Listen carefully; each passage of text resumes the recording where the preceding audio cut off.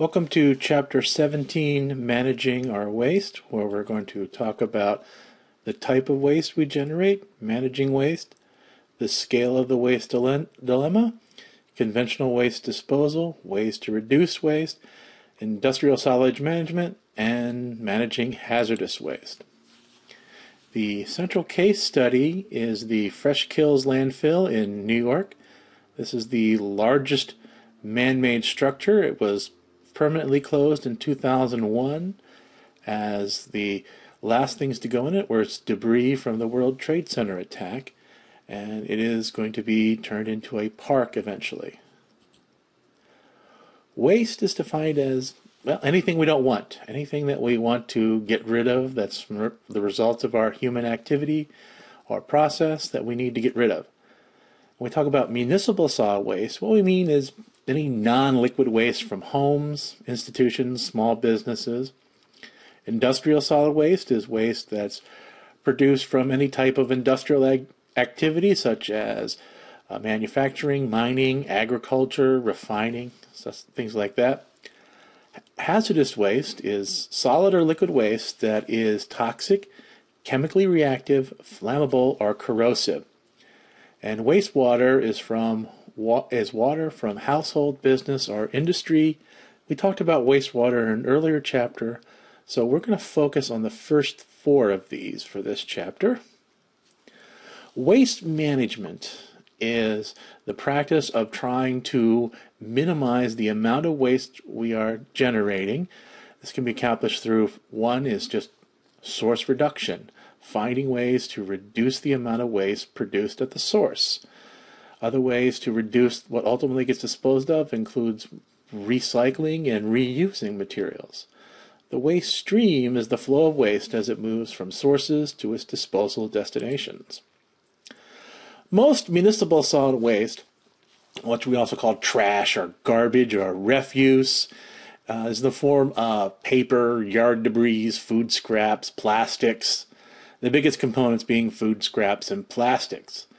Most of it comes from packaging and non-durable goods, stuff that we use once and then throw away. So we generate a lot, which is why critics have often labeled the U.S. a throwaway society.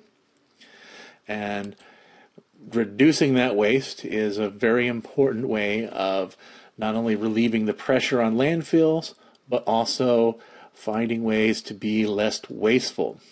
As we can see from these pie charts, we can have a big impact on a number of sources of waste simply by recycling or composting some of these materials. Developing nations are also producing waste.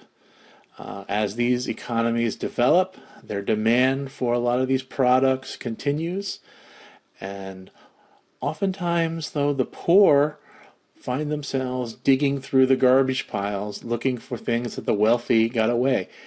This photograph you see here is from a landfill in the Philippines where people used to pick through the garbage looking for things that they could use for themselves or scrap or sell. And at one point this landfill collapsed, burying several people alive in big piles of trash, and the government of the Philippines has since closed down access to this landfill. Wealthier nations invest in some type of collection and disposal that is designed to minimize the impact on the environment and on health, and trying to recycle and compost to decrease the pressure on landfills.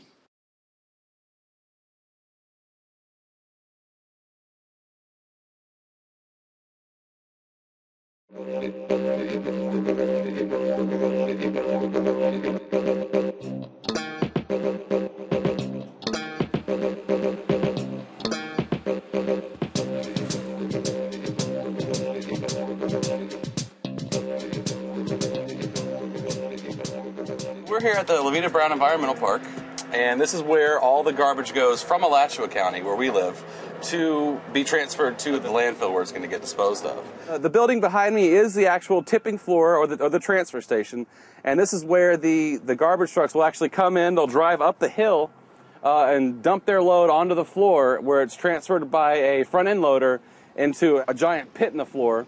and that goes into our trucks, which we use to ship that to the actual landfill. Each person on average makes about 5 pounds of garbage per day. So in any given day, about 500 to 700 tons of garbage comes through this facility. One of the things that when you actually get looking at this garbage, you can see there's a lot of things that can be recycled in it. A lot of cardboard, even a lot of aluminum cans, bottles, plastic.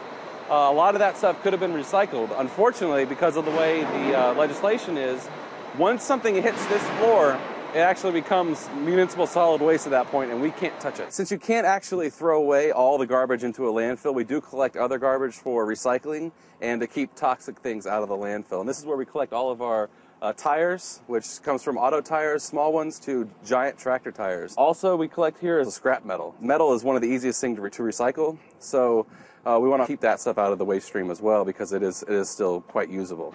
If you look at the resource aspect of recycling, it is quite important. All plastics are made from oil, or the vast majority of plastics come from oil.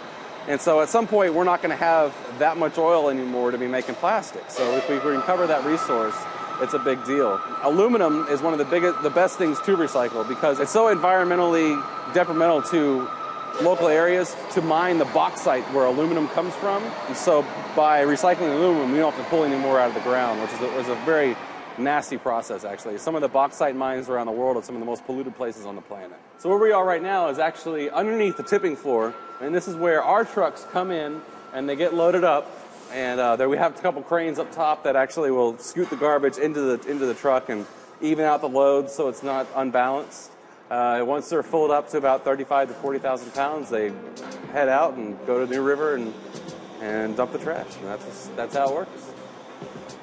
Welcome to New River Regional Landfill. We're servicing the largest geographic area in the state of Florida. Once the waste comes here, it's got to be completely managed. If it's mismanaged, it can create some health issues and can be a real environmental threat. For hundreds of years, people disposed of their waste. They just threw it in open lands. They threw it in the woods. They threw it in streams. They didn't know what they were doing. They didn't know why. They were just out of sight, out of mind. What we have underneath the solid waste here is a double liner system. It's a leachate collection. The leachate is by gravity flows into these ponds. From here, it's piped directly to Florida State Prison wastewater treatment plant. And so no time is the leachate not being completely managed on this site. At approximately 50 feet in elevation is where the trucks come in. So it's going to be about 85 feet in height when it's all over with. Once you reach a permitted height, then by regulations you're required to cap it to keep any rainfall from additional leachate being generated. And when you do that, it's a term called dry tombing of waste. When you dry tomb waste, it slows down the biological process. It may take years, it may take hundreds of years before the stuff breaks down. There's landfills in Florida that have been dug up, and they found a newspaper that's you can still read it after 75 years. Modern households today, this has things that we refer to as household hazardous waste. We have cleaners, we have aerosols of different types. So the type of waste that we generate today is even more of a threat to the environment. Plus, there's more people. So we're here now at the hazardous waste collection facility, and this is where we actually pull off all the dangerous stuff that we really don't want getting to a landfill. So that's stuff like mixed fuels, oils, used motor oil, any kind of aerosol cans, rechargeable batteries. Most of your rechargeable batteries have heavy metals in them. You don't want heavy metals getting to the landfill because they can get into groundwater afterward. But any kind of alkaline batteries can actually just be thrown away and put in the landfill because they're not toxic at all anymore. One of the things we do collect here is fluorescent bulbs. These do contain a tiny amount of vaporized mercury, so we don't want these getting crushed and put in something, getting into the air. Mercury can be pretty nasty. And it's just like that. We'll do one more.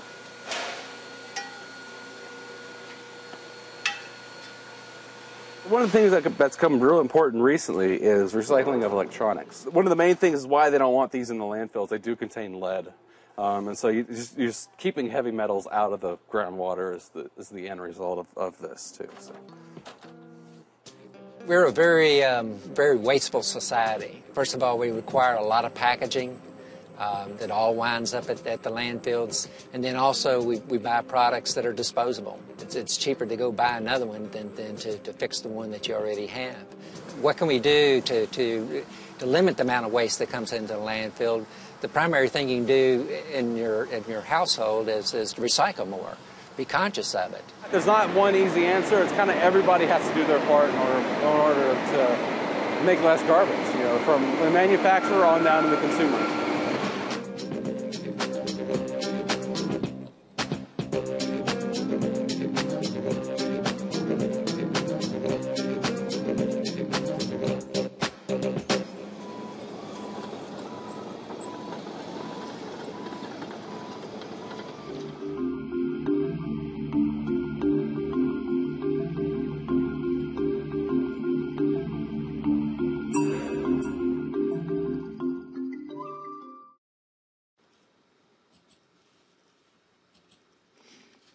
So a sanitary landfill, which is a modern municipal solid waste landfill, where the waste is buried in the ground or piled up in kind of a pyramid structure. These are regulated by the EPA under the Resource Conservation and Recovery Act, or RCRA, of 1976. Over time, this waste starts to decompose by bacteria and compresses, and starts to take up less space, allowing for more waste to be piled on top of it. And over time, though, the landfill does fill up and must be capped and closed, and then maintained as a resource that could be used as a source of energy, as we'll see. This is a schematic of a typical landfill. Notice the waste being stacked in kind of a cell type arrangements, like bricks, one on top of the other. Each day's waste is capped and covered with a layer of soil. This keeps the seagulls and rodents and things out of them. Notice also below there's several layers of liners, gravel, compacted clay, and plastic. These are all intended to keep any water that infiltrates the landfill from escaping into the water table and getting into the aquifer. This water is often called leachate, which is liquid. As the rainwater percolates through that, it will dissolve paints and other things in there, which might make the water contaminated and unsafe. So we want to keep that out of the groundwater. So they have a leachate collection system, which is a series of pipes underneath the landfill, which collect any water that percolates through, and then sends it to a treatment system where they'll remove all those pollutants, and so the water will be safer to then discharge. Notice also there's a groundwater water monitoring well. This is designed to take samples from the groundwater so that they can measure the pollutants and make sure that the landfill is working fine. Finally, I want you to look at the methane gas recovery well. As this stuff decomposes, as often happens, it decomposes anaerobically, that means without air, and then a byproduct of this is often methane gas, which can be explosive, and you want to keep that from getting trapped underground or seeping through the soil. So the methane gas recovery well is designed to draw up that methane and then utilize it as an energy source. You can burn that and then generate electricity. This is often called resource recovery, where they recover useful resources from the landfill. Landfills, once they've been closed out, they often get turned into public parks, golf courses, things like that. This is a public park in California that is sitting on top of an old landfill. Now, as with everything, nothing is perfect. Liners can get punctured, they can crack, leaks can happen, even in the best leachate collection systems, and it takes decades for the waste to decay. They have pulled newspapers out of landfills from the 1950s that are still readable today.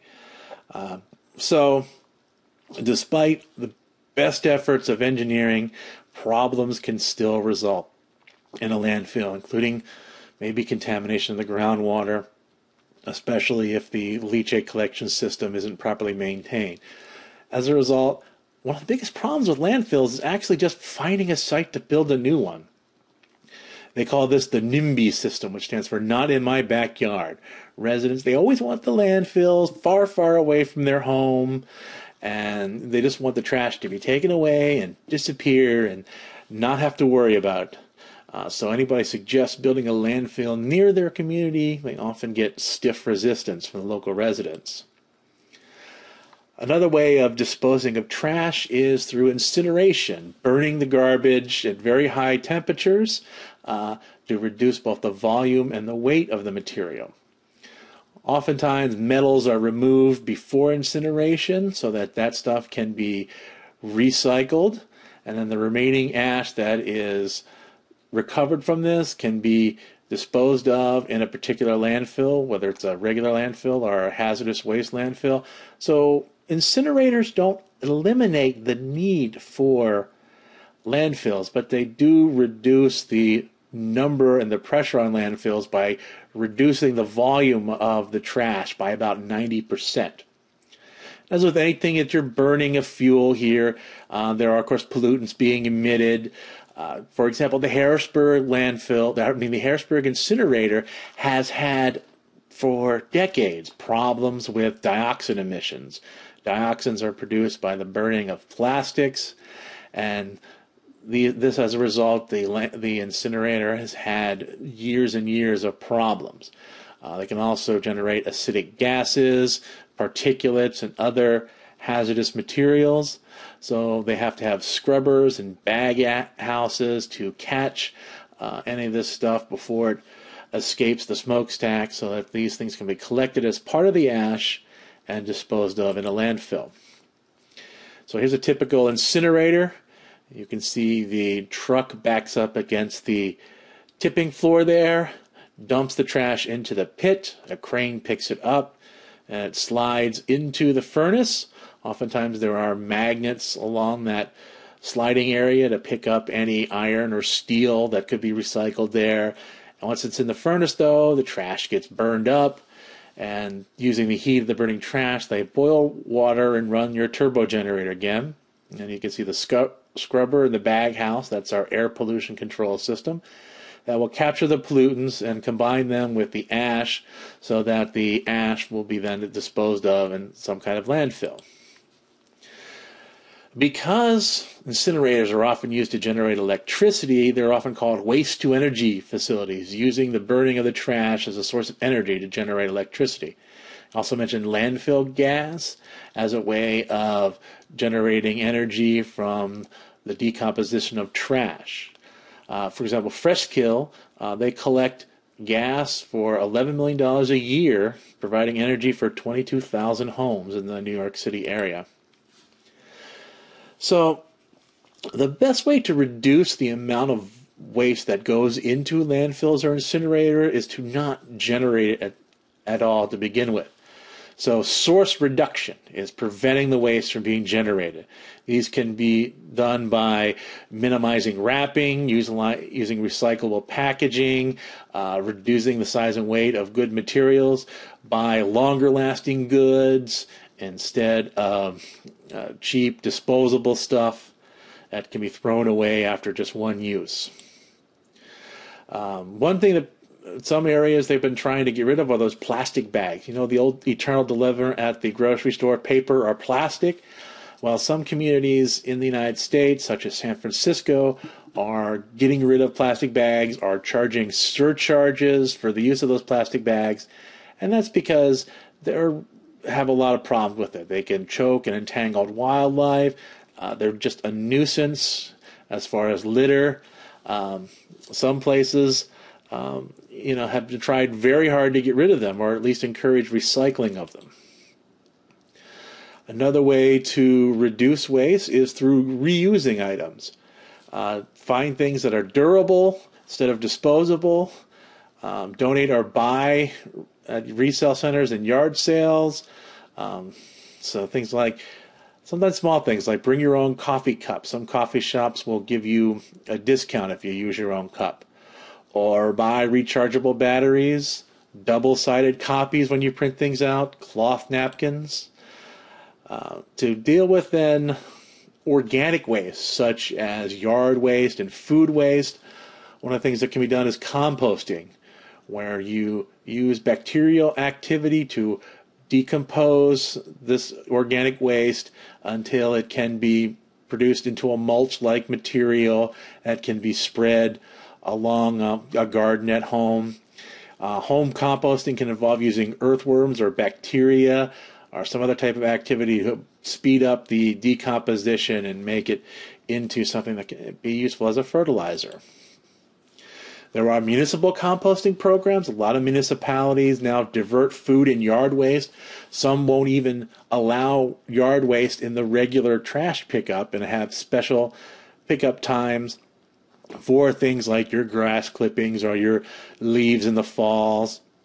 And these can be picked up separately or delivered to a composting facility where this yard waste is then composted and often given back to members of the community as a fertilizer in their gardens. So this reduces both the volume that goes into landfills as well as reducing the need for chemical fertilizers. Then there's recycling. This is where you collect old materials and then remanufacture them into new usable goods. These are often done at what are called material recovery facilities, or MRFs. The first step of recycling is the collection. It used to be when you wanted to recycle stuff, you had to take your newspapers, your old cans, to the MRF yourself. And of course, that was a pain. You didn't get a lot of participation in that because who wants to make a special trip just to take a bunch of newspapers out? So communities more and more, especially in like the late 80s and early 90s, began curbside collection, where they give you a separate container for your recyclables. You put those in the container and they're picked up the same day. And it's much more convenient, and you get higher levels of participation in those things. Step 2 is take the recyclables to produce new goods, whether it's new glass materials, new metals, and things like that. Step 3 then is, of course, getting people to buy recycled materials. And that often takes a lot of marketing. So collection, manufacturing new products, consumers purchasing. Those are the 3 steps of recycling. There are 9,000 recycling programs. They vary depending on the product and the states. In Pennsylvania, municipalities will often focus on different things to recycle. Some may put lots of emphasis on plastics. Others may put it on metals. Others on papers, newspapers, office papers. They get promoted when businesses see that they can save money, or entrepreneurs can see a new business opportunity to make money. And of course, this will ultimately result in reduction of waste. So recycling grows when there's municipalities that want to reduce waste to save money on what their residents are paying for trash pickup, if it has public support. Despite this, though, often recycling is not profitable. Collecting, sorting, and processing these materials, takes money, and oftentimes the final product is lower in price for what they can sell for than new materials, and that can be a difficult thing. Some things like paper have gone up and down in price. At one point, collection agencies and MRFs were paying so much for newspaper that they had problems of people breaking into those newspaper honor boxes and stealing on the newspapers and then just taking them over to the MRF and selling them. So then the price of paper went down, and suddenly that was no longer an issue. More recently, some places have had problems with people breaking into construction sites and stealing copper tubing and piping, because now that's where the money apparently is. So sometimes recycling can result in new crimes. But when you take into account a lot of the benefits of recycling, and with good local support, it can be a worthwhile activity. Some things can be recycled from landfills. Metals don't decompose, so lots of places they're now going into old landfills and salvaging these metals. Organic materials can be made into a compost. All these other things also can be done. These things are awful risky. Digging in landfills it can be hazardous. So, but this may be the future. People may dig into our trash piles of today looking for usable materials in the future. Other things that can be done to reduce waste. One is a pay-as-you-throw. Some municipalities, such as the Borough of Carlisle in Pennsylvania, adopted what's known as a pay-as-you-throw. What this often involves is the municipality sells residents special bags, and only the trash that's in those special bags will be picked up by the trash collectors. So the incentive then is the less trash you generate, the less you pay for your pickup. So the bags are a little bit more than just your hefty bags buying at the grocery store. So it incentivizes people to reduce the amount they're generating. Some states have had bottle bills where you can take used bottles and cans to the stores and get, 15, 10, 20 cents, whatever it is, back from these things. This is not something that has been adopted in Pennsylvania, but it is popular in other states. This is a photograph from the composting facility at Edmonton, Alberta. This is considered a model waste management program. They produce 80,000 tons per year of compost, where 40% of the waste is landfilled, 15% is recycled, and 45% is composted. They have the state-of-the-art MRF, and they also generate gas from the decomposition at the landfill to power 4,600 homes. So, again, this is considered a model program. All right, we're going to switch gears now and talk about industrial waste. This is not municipal or hazardous waste. This is solid material from any type of industrial activity. This includes factories, mining, agriculture, and so on. Often with municipal solid waste, they have to be handled differently from that type of waste, and they have regulations that often vary from state to state, dictate how this material must be transported and disposed of. Most of the strategies of dealing with industrial waste focus on things like disposal, reduction, and recycling, often similar to municipal solid waste. They may or may not be required to have permits. Oftentimes it's cheaper just to generate the waste and throw it away, which can be a problem because reducing waste often makes better sense in the long term, because often you can come up with new usages of your material and have a more efficient operation if you take a little bit of effort and time to look at your waste stream and make some decisions about what to do, that you can rework some things, maybe find a use for waste products that are currently just being thrown away. This is often called industrial ecology, where they look at ways to either reduce inputs to make things more efficient, or look at ways to make better use of waste products. Life cycle analysis takes a look at the whole life cycle of a product, what they call cradle to grave, and look at where waste is generated and what can be done to reduce some of this waste. This is often done and adopted by businesses when they see ways of saving money or finding ways to have better customer relations. So we have, for example, carpet tile companies asking customers to return used tiles for recycling, and reducing waste, use landfill gas for energy, and so on. Here we have an example of what's known as a zero emissions system, where a Swiss brewery company looked at the waste that they're generating in the brewing of beer. So looking at our inputs there, we have grain, we have water that goes into producing beer. There's spent grain that comes out as a waste product, and they were selling that as an animal feed, which is okay. But they are also generating wastewater, and they thought maybe there's a better way to reduce the amount of waste that's coming out of here. So they reworked their processes, and now they use the spent grain to make bread and also as a substrate for growing mushrooms. And then they took the wastewater and figured, well, there's lots of nutrients in this wastewater. It still could be useful for something. So they fed it to pigs. And they also fed the spent substrate from the mushrooms to pigs. So you look at this from a business perspective, they were brewing beer, but now they're also making bread. They're growing mushrooms. And they have pigs, which they're growing, pork products.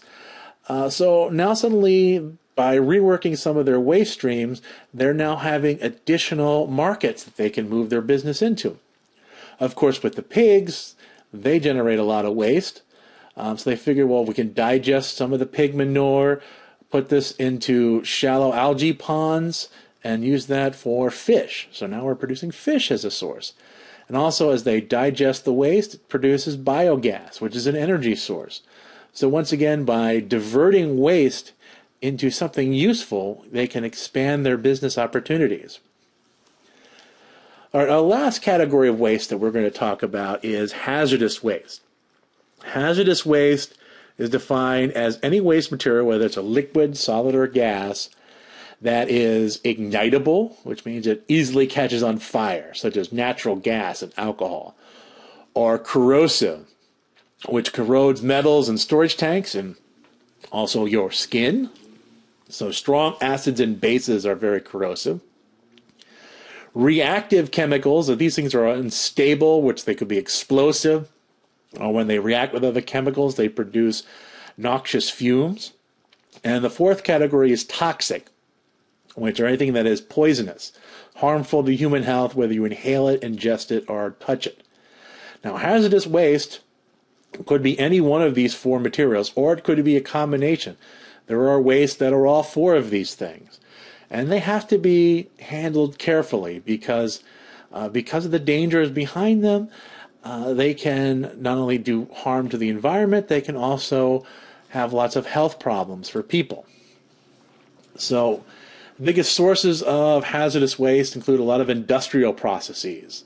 Although households, surprisingly, generate a lot of unregulated hazardous waste, things that are not regulated by state and federal regulations. While industrial sources of waste are really tightly regulated, household hazardous waste is largely unregulated. And you can think about some of the things in your home that could be categorized as hazardous waste: paint, batteries, solvents, pesticides, stuff you stick in your garage or your basement or the shed out back and kind of forget about. These things all can have problems, especially if they get into a landfill and start leaching out and getting into groundwater that way. Some things become less hazardous over time as they break down. Other things like heavy metals and synthetic organic compounds are very persistent and don't break down in the environment. Synthetic organic compounds are pretty seriously hazardous because oftentimes they resist any type of degradation. They don't degrade in the environment. That's one of the things that makes them very useful. We don't worry about plastics being destroyed by a fungus. But then that also makes them persistent because plastic then will last forever in the environment. And of course, many of these things, whether they're pesticides or solvents, can act as carcinogens, causing cancer, or endocrine disruptors, mutagens, and all other kinds of problems. And many of them are also very toxic. Heavy metals are also dangerous, whether we're talking about lead or chromium or mercury, tin, cadmium.